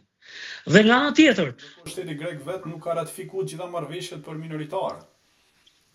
Para një shteti grek nuk ka heq ligjin e luftës, nuk po them pastaj çështja e çmërisë e pronave të shqiptarëve, e të emigrantëve, pensioneve. Shteti grek e lejoi kryeministrin ton të bënte ato takimet në Parafinë, në Kretë, ku diun kur vati. Dhe atij i pëlqeu kjo gjë, kaq, po ne kemi çështjen e detit. Bas pak ditësh, pra datën 16, mos gaboj, do të jetë ditë e martë, ministra e jashtme do të jetë në Athinë dhe do të Zoja Speropali. Ajo është e vetme që më bëri një telefon, mbasi ndodhi kjo gjë dhe më tha kam ngritur grup pune, po s'kam parë asnjë lloj veprimi mbrapa. Madje edhe mediat tona në Greqi të emigrantëve shqiptar nuk kanë guxuar shkretë ta ngrenë këtë gjë se kanë ardhur të penalizohen atje, sepse e dinë që Greqia, edhe pse është një vend antar i Bashkimit Evropian, mendon dhe sillet si një vend ballkanik. As Serbia nuk sillet në këtë mënyrë. Pra, ka Këto raste tano fatkeqësisht them duket si shtet fashist ndonjëherë, po sidomos për ndalimin e shqiptarëve të çamërisë që mos kalojnë kufirin apo dhe gazetarëve për t'i mbyllë gojën. Në një shtet i Bashkimit Evropian në 2025 mua më duket sjellje fashiste më shumë, po. Shikoj, një shqetësim tjetër, inshallah që po ndryshon diçka. Unë mendoj që ne nuk e besoj, por tjetër pak më lart tani që kjo më shumë nuk është vetëm si presion personal, mendoj unë. Po patjetër, s'ka lidhje me mua personalisht. Mesazh. Unë jam askushi në këtë që të përballem me një shtet si Greqia. Kjo mendoj që është edhe një mesazh, ta them, ti e përmend pak më lart që nuk është një presion vetëm ndaj teje si personal, por edhe një mesazh ndaj çdo gazetari shqiptar që prek çështje të ndjeshme për Greqi. Shiko, patjetër që ky është një mesazh i qartë dhe është dhënë për këtë qëllim. Për të çuar një mesazh zërave publik, jo thjesht gazetarëve, që guxojnë të pengojnë interesat greke, nuk flasim për interesa normale që u takojnë, po flasim për interferim të interesave ultranacionaliste që penalizojnë shqiptarët, që penalizojnë Shqipërinë, që kërkojnë mbi të gjitha të ndryshojnë territorin e Republikës së Shqipërisë. A diti që ne kemi edhe sot një marrëveshje për kufirin e gjelbërt, për piramidat, janë akoma ato të kohës komunizmit? Le marrëveshje pastaj për detin që është në ajër. Pra, ne kemi kaq shumë mos marrëveshje sa Greqia në çdo moment mund ta pengojë të hyjë në Bashkimin Evropian duke na kushtëzuar me këtë gjë. Duke na kushtëzuar. Dhe e ka bërë këtë gjë. Pra, marrëdhënia me Greqinë duket sikur janë pak më të mira kur në pushtet atje vjen forca të majta. Por në moment kur atje vjen forca të djathta dhe Greqia këtë pjesën e këtij lobingut ultranacionalist e ka jashtëzakonisht të fuqishëm në radhët e ushtrisë greke, ti mbaj mend ato këngët që bënin rekrutët grek, që do bënin lidhse me zorrët e shqiptarëve, e kanë në strukturat e shërbimeve sekrete, e kanë në strukturat e policisë dhe e kanë shumë të fuqishme në imigracionin e tyre në Australi, në Shtetet e Bashkuara të Amerikës dhe në Kanada. Madje financohen, ka shumë shoqata, se mos të shoqata për Vorojepirin. Tani, ne kemi parë Fredi Beleri çdo takim mban flamën e Vorojepirit. Çfarë është Vorojepiri? Vorojepiri është ndryshimi i kufive dhe coptimi i Republikës Shqipërisë. Dhe nëse ti reagon për këtë gjë, atëherë nuk ka faj më Beleri. Nuk kanë faj më ata, e kemi fajin vet. Nëse ne, në rastin ti sapo pyete. Pra, nuk është puna se autoritetet tona do mbrojnë Artan Hoxhën, thonë si është e vërteta çka ka ndodhur dhe kjo duhet bëhet një kazus për të gjithë të tjerët. Për të mbrojtur gjithë të tjerët që janë mbrojtjet e interesave kombëtare dhe shtetërore të Shqipërisë, sepse unë nuk kam aktivitet në Greqi. Dëgjova që thanë që ka shpallur Shqipëria, thoshte Beleri, edhe gazetar grek. Jo, nuk ishin gazetar grek, ata që erdhën tek Kacifas dhe krijuan incidente tek Kacifas. Unë s'kam hyrë kurrë në territorin grek të krijoj incidente. Dhe të incidente siç ishte ai rasti i Kacifas. Dhe të tërsuan një ngjarje që s'ishte ashtu e vërtet, dhe e peti çfarë peligrinazhi u bë aty dhe u përcol një njerëz, por që për fat të mirë nuk mori jetë të pafajshmish, për fat të mirë, u përcol sikur të ishte një martir i një çështje, i çështjes helene. Dhe pjesa dërmuese e opinionit grek, kshu e di, pavarësisht se ne themi që ata nuk janë të pandishëm. Është e kundërta. Bëhet këtu në Boston, vitin e kaluar ose mos gabon para 2 vitesh kanë nxjerr pankarta në mbrojtje ose duke vlerësuar si hero Kacifasin, që është prapë një skandal në vete, por kjo është ajo që vazhdon politika greke. Tani çfarë rrugë do ndjekësh, do t'i drejtohesh në një gjykata apo siç e them më lart, ky është një veprim administrativ dhe nuk të lehen që ta ankimosh këtë mos i çështje për ta ndjek apo do thjesht do ta mbash si grad në një nga gradat e shumta që ke. Tani që mos bëj atë që bëri Berisha që hodhi Blinkenin në gjyq në Francë, në Paris. Sepse thash është një vendim që nuk ke ku ankohesh dhe si ankohesh, e para, e dyta. Edhe nëse unë duhet të përfshihet në ligjore greke, nuk e kam as mundësinë financiare ta bëj këtë gjë. Nuk e bëj dot në Shqipëri, ta bëj dot në Greqi.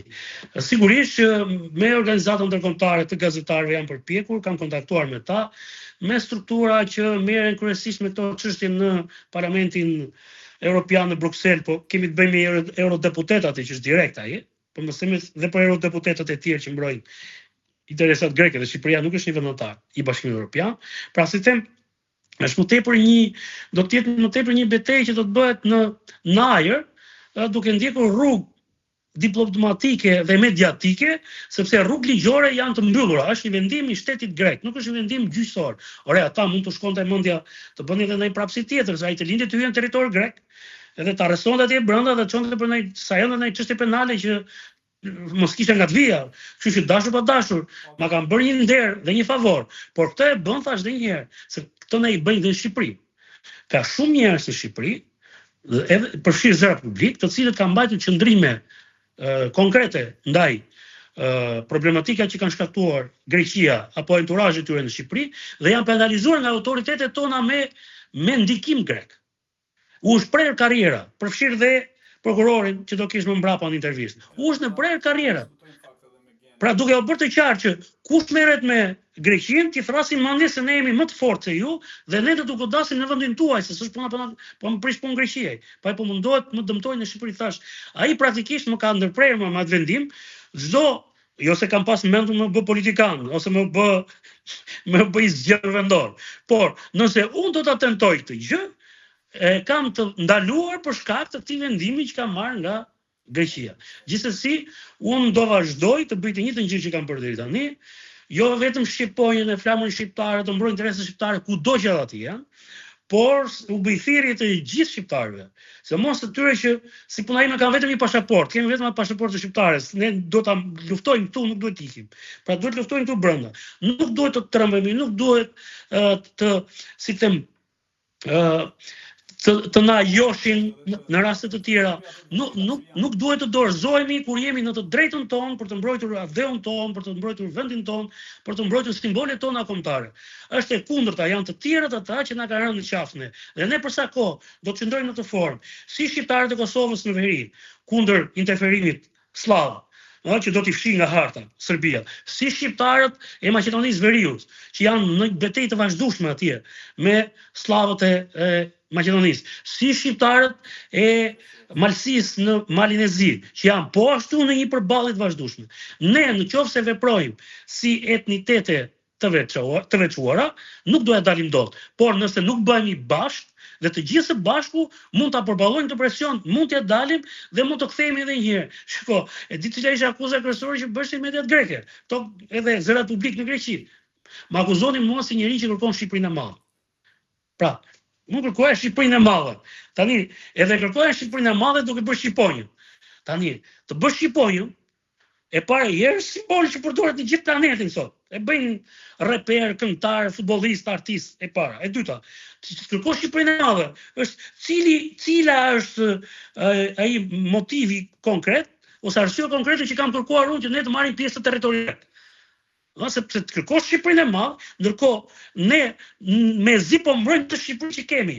Dhe imagjino tani, unë një gazetar reporter se s'kam patur asnjëherë në një post drejtues në mediat shqiptare, për bërë një rrezik kaq të madh për interesat greke në Greqi dhe në Shqipëri bashkë.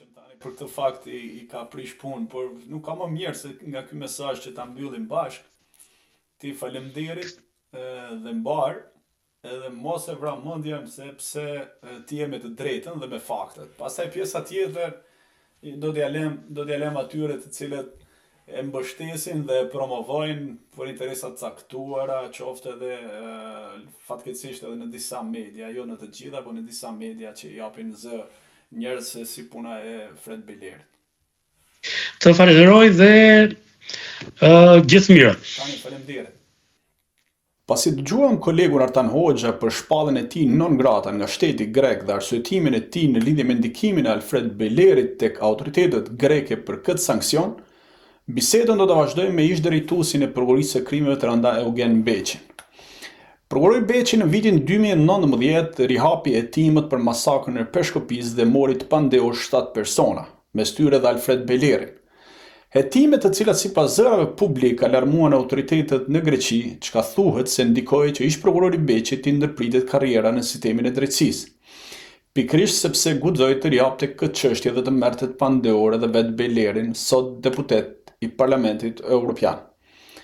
Për këtë ngjarje dhe për këtë hetim do të flasim me Eugen Beqin. Mirë se erdhe dhe faleminderit që pranuat ftesën e Eugen Beqi. Mirë se ju gjeta dhe suksese të mëtejshme në këtë iniciativë të re që keni marrë për këtë media kaq interesante.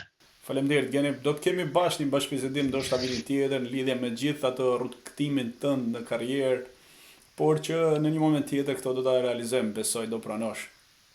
Faleminderit. Me kënaqësi. Atëherë unë sot dua të flasim pak për historinë e ndjekjes penale ndaj Alfred Belerit apo historisë së masakrës së Peshkopis. Ju keni qenë prokuror i krimeve të rënda, pse vendosët të nisni hetimet për ngjarjen e Peshkopis pas kaq shumë vitesh?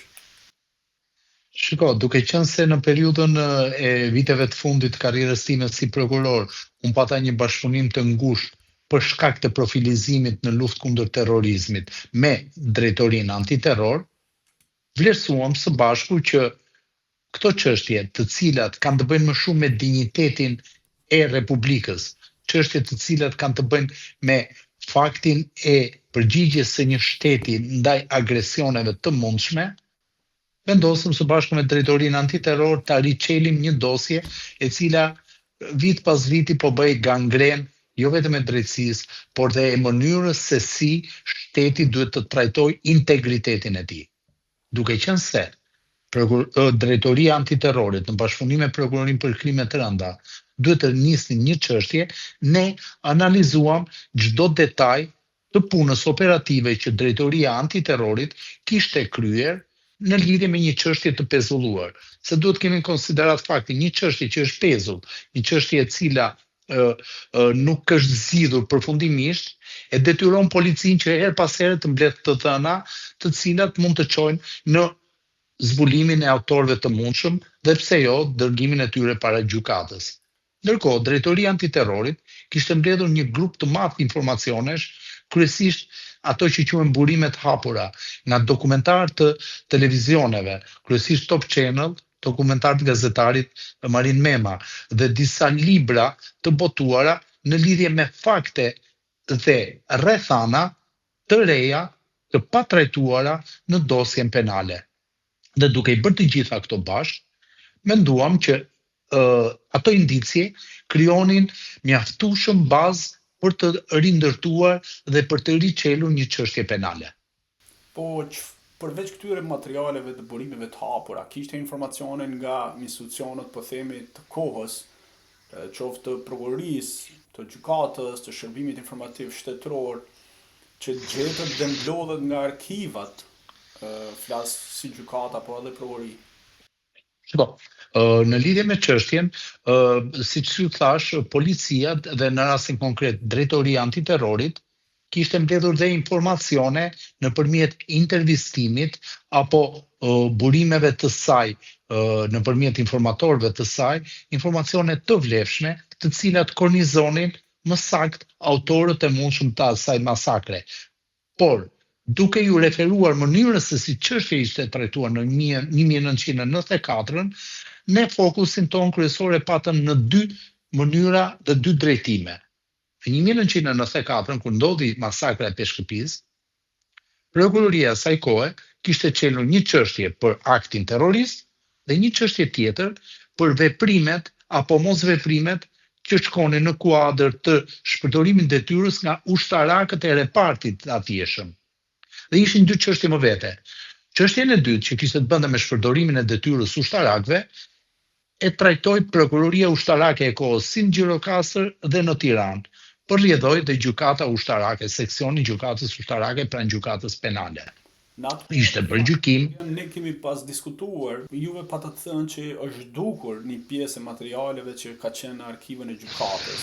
Çfarë konstatut konkretisht në fakt në atë kohë, sepse është bërë shpesh herë që u zhduk një proces verbal, një vendim, një letër, një shkresë. A mund ta sqarosh se çfarë nga dosja e arkivuar e kësaj çështje të masakrës së Peshkopis? Siç u thash, ishin dy fashikuj, ose dy procedime, që përrjedhoj kishin fashikujt e vetë. Fashikulli i shpërdorimit detyrës, ku në të gjendeshin shumë prova materiale, shumë proces verbale autentike, ishte zhdukur. Kur them zhdukur, duke korrigjuar atë çka ju thatë, ishte zhdukur i tërë fashikulli, i tërë procedimi, nuk ishte zhdukur asnjë material, asnjë dokument, asnjë proces verbal, por i gjithi. Dhe në kërkesën tonë, për këtë arsye unë vendosa që me oficerët e policisë gjyqësore, të drejtorisë antiterrorit dhe të prokurorisë për krime të rënda në atë kohë, të hetojmë dhe të gjejmë ku ndodhet fashikulli i procedimit penal të ushtarakëve të cilët ishin akuzuar dhe dënuar për shpërdorim detyre. Pse e doja këtë? Sepse në këtë fashikull, siç u thash, kishte materiale, prova shkresore të rëndësishme, të cilat ndikonin në mënyrë të drejtë për drejtë tek hetimi ynë dhe ke procedimi penal I akteve terroriste. Por çfarë gjetëm? Në arkivën e gjykatës Tiranës ishte vetëm fashikulli kartoni bosh, nuk ishte procedimi fare, dhe në vend të vendimit ishin 2 flet formatit të bardha. Pra ishte zhdukur e tërë çështja, e tërë dosja, të tërë materialet. Nuk ishte zhdukur një flet apo 2. Dhe sigurisht që kjo krijonte një vështirësi të madhe në hetim.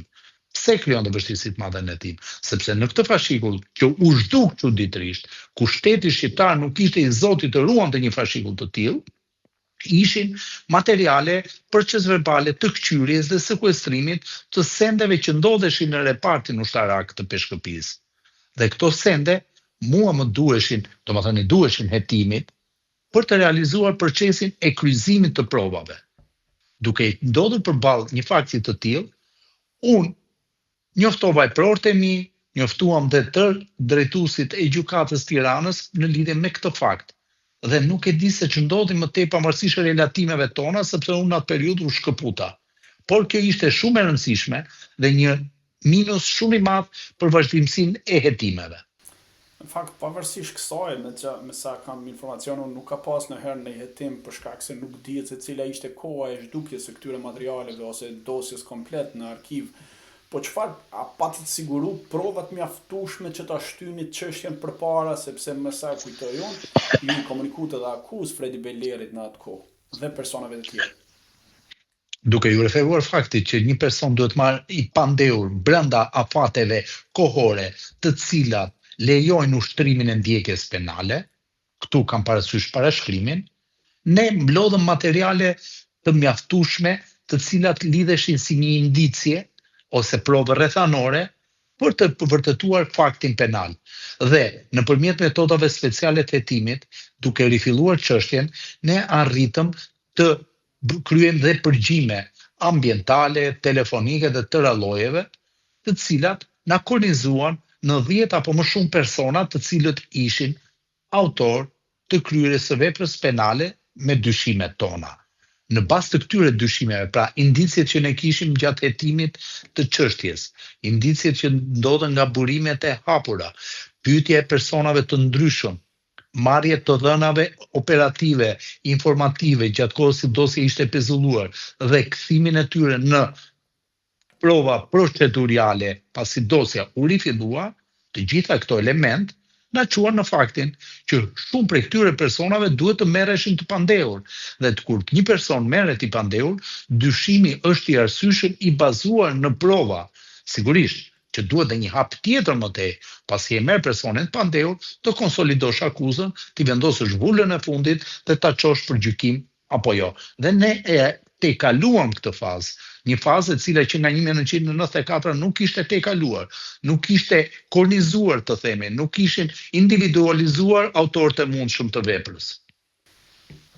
Në fakt, duke qenë që gjithë kësaj rezumes që po I bëni, ideja është që përveç mungesës e provave konkrete në përdosje apo informacioneve të sigura nga antiterrori, I keni dërguar dhe letërporosi autoriteteve greke në atë kohë, çfarë përgjigjesh apo arsëtimi keni marrë nga autoritetet e drejtësisë greke për këto personazhe apo persona të tjerë të dyshuar?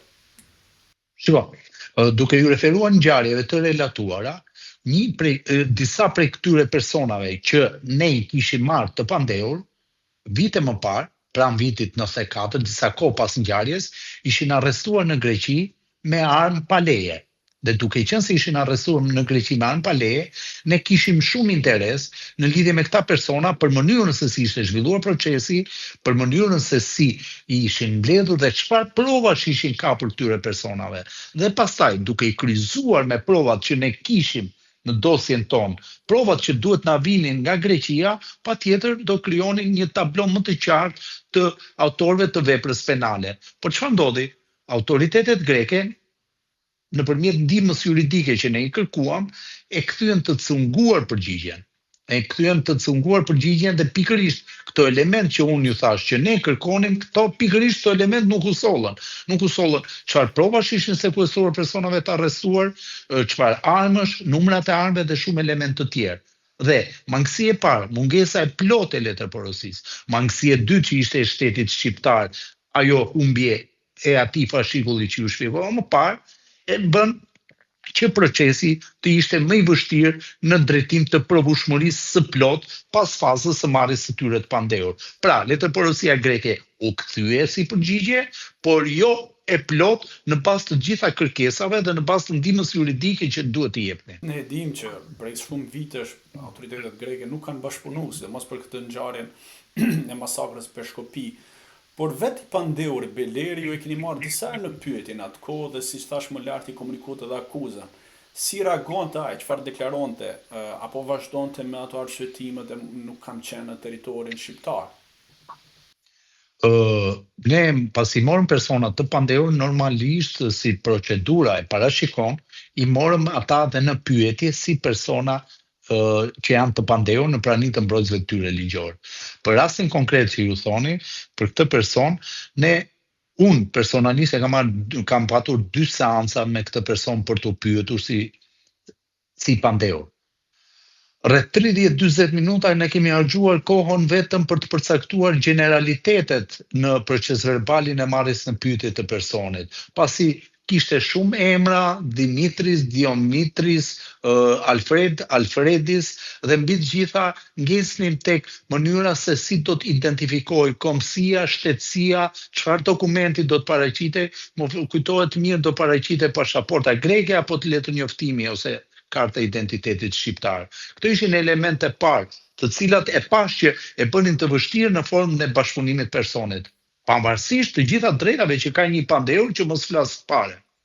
Kurse alibia që ngrinte, ne mendonim që e kishim të rrëzuar me indicjet tona, ai pretendonte që kishte qenë diku tjetër në kohën e kryerjes së ngjarjes, pretendonte për në Qipro kishte qenë dhe e gjithë diskursi i marrjes në pyetje këtij personi si të pandehur rrotulloi vetëm në dëshirën e tij për të bërë një politikë etnike më shumë se sa për të dhënë një lloj shpjegimi më të qartë mbi faktin penal që i atribuoi. Mbaj mend që pasi mbaronte pyetjen mbasi mbaroi seancën e pyetjes, ky u bashkua pastaj edhe me një kryetarin e Partisë për Drejtat e Njeriut Vangel Dule dhe Taj Gardi që është bëri famshëm sot kur rrin të gazetarët, ata e inauguruan dhe në konferencën e parë të përshtyp duke sulmuar godinën e Qelqit. Jo po na kanë bërë politikisht, jo po na kanë sulmuar se ne jemi kështu, e jemi ashtu, të gjithë këto element të cilat siç duket, ai Gardi u bë pasaj Gardi ku nga aty do sulmoheshe më tej dhe Spaku dhe prokuroria e posaçme dhe gjykata e posaçme. Por mendoj që e ka inauguruar Beleri me zotin Dule atë Gardh. Ja, në fakt është vërtet që atëherë u fillua të sulmoj institucioni, por përveç se institucioni sulmoj edhe juve personalisht, por edhe fakti që të kanalizonin në aspektin e etnisë të tij, edhe pse ai vetë e pranoi vetëm pak ditë më parë në një intervistë një koleg tjetër që ishte nga Progonati, por ndihej si grek. Por më pas kjo çështje në fakt u pushua. A ekziston ndonjë mundësi ligjore që kjo dosje të rihapet përsëri dhe a mund të na shpjegosh se pse u pushu ky vendim, kjo çështje në atë kohë nga gjykata? Me kërkesë nga sistemi, sepse Po, unë e lash për gjysmë. Referuar edhe kolegu Artan Hoxha, një nga arsyet, po themi, edhe të asaj ndërprerjes së karrierës tënde mund të ketë qenë edhe kjo dosje. Ishte kjo dosje, por ne ishim të vendosur ta çonim këtë dosje deri atje ku e mbanin kufin ligjor, për të vendosur siç thash dinjitetin e Republikës nga një shkeli e rëndë e sovranitetit që s'kishte ndodhur në këto 35 vjet dhe s'ka ndodhur shtyqyr që s'ka ndodhur. Dhe për këtë arsye ne arritëm e quam deri ke marrja të pandehur. Pastaj unë u shkëputa, nuk e di se ç'ndodhi më tej, por kuptova që prokuroria i kërkoi gjykatës pushimin e çështjes për shkak të parashkrimit të ushtrimit të ndjekjes penale. Ne, për hir të vërtetës, këtë element të institut të drejtës e kërkuam dhe e studiuam dhe menduam dhe jemi të bindur që ishte 40 vjeçar parashkrimi, jo 25 vjeçar, siç vendosi gjykata e shkallës parë të posaçme, por dhe më tej dhe apeli. Pavarësisht nga kjo, përgjigjet për pyetjen tuaj është shumë e thjeshtë. Mënyra se si gjykatat shqiptare vendosën, ajo dosje tashmë është varrosur përfundimisht. Por ne, ndryshe nga herët e tjera, ndryshe nga hetimet e mëparshme, arritëm që të kristalizojmë autorët e mundshëm si të dyshuar për kryerjen e kësaj vepre penale, duke i marrë ata të pandehur. Dhe nuk është i vërtetë qëndrimi i tyre që dosja është pushuar për mungesë provash. Jo, dosja është pushuar për arsye procedurale, për efekt parashkrimi. Jo thash, unë s'jam dakord, po në fundit është çështje dhe mendimi, interpretimi. Tashmë gjykata ka vendosur, ajo çështje është parashkruar. Kjo nuk do të thotë që personat nuk janë autor apo të dyshuar si autor, që timi më saktë. Kjo nuk do të thotë që çështja është gjykuar dhe këta kanë dalë pafajshëm. Kjo do të thotë vetëm diçka procedurale. Nuk na u dha mundësia të gjykojmë, thot gjykata, sepse kanë kaluar afatet 25 vjeçare për të ushtrimit të ndjekjes penale. Po këto janë dy elementë shumë të ndryshëm, të cilat personazhet e kohës, subjektet e mundshme të asaj vepre penale nuk kanë arsye ta shfrytëzojnë sot. Nuk kanë arsye për të thënë të kundërtën. Prandaj ishte e rëndësishme ta shpjegoj për opinionin publik. Dhe janë 3 elementë të rëndësishëm. Shteti shqiptar, mungesë e seriozitetit ndër vite, që u vërtetua dhe me humbjen e fashikullit të çështjes. Shteti grek, që nuk pati një bashkëpunim domethënës për në lidhje me letër porosim, dhe efekti kohë për ushtrimin e ndjekjes penale duke u parashkruar. Të tre këto element nuk do të thotë që çështja është gjykuar dhe personat kanë dalë pafajshëm. Ka qenë fati i tyre, se në fundit e parashkrimi këtë nënkupton zotësinë apo pazotësinë e një shteti të ushtrojë ndjekjen penale për një kohë të caktuar. Kur kalon ajo kohë, të lumt që e kreve se unë nuk të dënova dot. Ky është thelbi i parashkrimit. Kjo e vërtet në fakt është edhe një pasojë e madhe historikisht të shtetit shqiptar, dhe mos sistemit të drejtësisë.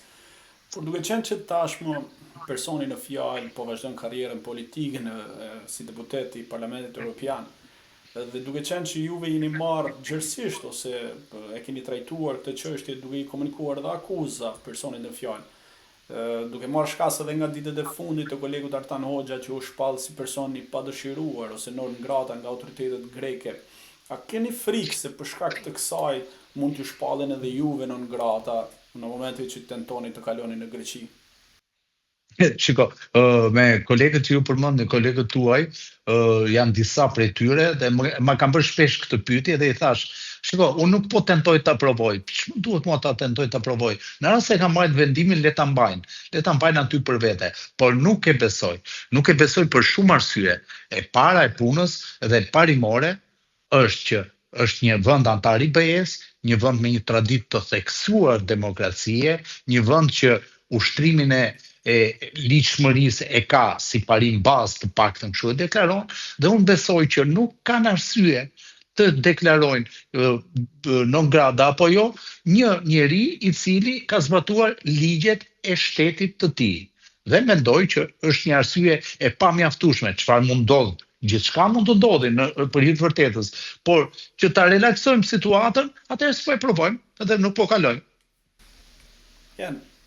Në fakt, gjithçka mund ndodh, sepse edhe me gazetarët është absurde që një vend i Bashkimit Evropian vendos gazetarët të ndalohen të hyjnë në territorin grek duke i cilësuar si kërcim për sigurinë kombëtare. Dhe çfarë kanë thënë? Vetëm fakte dhe deklarata për një hetim të cilët të gjithë e dim se çfarë ka ndodhur, apo edhe me kolegun Marin Mema, i cili ka publikuar thjesht një pjesë caktuar të territorit në Greqi që është i populluar me shqiptar. Pra, unë nuk prirem ta besoj shumë për një shtet demokratik, në fakt, për një sjellje europiane duke i parë këto pasojat e non gratave. Jo pra qëllimi jo thash. Pra ndaj ngulë këmbë. Jo po pra. Llogaritë dhe kthimin. Jo pa qëllim, jo thash. Po pra, para se ta mbyllim, jo pa qëllim. Për tema të tjera dhe të ndryshme të Faleminderit. Pensë bashkë. Faleminderit. Prandaj ju thash, të jesh vend antar i BE-s, të kesh një traditë të madhe në zbatimin e ligjit, në tolerancën demokratike, duket si absurde të kryesh veprime të këtij lloji, pastaj aq më tepër kundrejt fjalës së lirë. Jo kundrejt zbatimit penal të ligjit normal në një shtet normal. Gjithsesi unë të falenderoj shumë për këtë mundësi që më dhat, për të sqaruar përfundimisht disa elementë të cilat shpeshherë në media ose cungohen ose tjetërsohen për arsye dhe për interesa të ndryshëm. qoftë edhe të personazheve të cilët shpesh herë duket sikur luajnë me fjalën, duket sikur luajnë me çdo element. Kam dëgjuar her pas here që thonë, jo pa ai ishte prokurori, pse nuk e realizoi. Po ju a them pse nuk e realizova, po ju a them në mënyrë të drejtë për drejtë dhe personazhi që del nëpër studio dhe flet diçka të tillë. Po ja them në mënyrë të drejtë për drejtë. Po, ju nuk u gjykuat, se nuk po them u dënuat apo do dënoheni apo jo. Në bindjen time, fakti që merresh Shqipandeu, dyshimi është mbi 80% që ti do të dënohesh. Por, gjithsesi, ju nuk u gjykuat sepse shteti shqiptar që i pa aftëruante një fashikull, shteti grek nuk ishte i gatshëm të bashkëpunonte dhe faktori kohë që shpeshherë të jep fat. Të gjitha këto nuk përjashtojnë nga ekzistenca e dyshimit. Ju falenderit e njerë. Përgjegjësia e personit në fjalë ndoshta për të ndërhyrë deri në sistemin e arkivës për të zhdukur një material, sepse nuk është që është bërë nga vetë sekretarët e gjykatës, mendoj unë, Patjetër. Pyetjen e dikuj për të kryer një gjë të tillë. Patjetër. Por kjo i mbetet tashmë arkivës. Ju falenderit e njerë për këtë mundësi që më dhatë. Mirupafshim. Miq, këtu i erdhi fundi edhe episodit të radhës në Mashqip me Flamur Vezaj. Falenderoj ish prokurorin Eugen Beqi dhe kolegun tim Martan Hoxha, i cili u bë sebeb ose u bë shkak që unë të bëja këtë epizod për faktin që politikat shoviniste greke e deklaruan si person non grata për të kaluar në shtetin ose në territorin grek. Duke qenë që u bashkua listës së gjatë të shtetasve shqiptar të cilët shpallen non grata nga autoritetet greke me një politikë fashiste edhe pse janë antarë të Bashkimit Evropian. Deri në episodin e radhës, ju falemnderit dhe mos harroni na ndiqni në kanalin e YouTube-it duke bërë subscribe në rrjetet sociale si TikTok, Facebook, gjithashtu dhe për të rejat e fundit që ndodhin në Shqipëri, Kosovë dhe në Shtetet e Bashkuara të Amerikës dhe diasporë, na ndiqni në mashqip.com ku do keni lajme të përditshme dhe të përditësuar. Faleminderit dhe shihemi në episodin e radhës.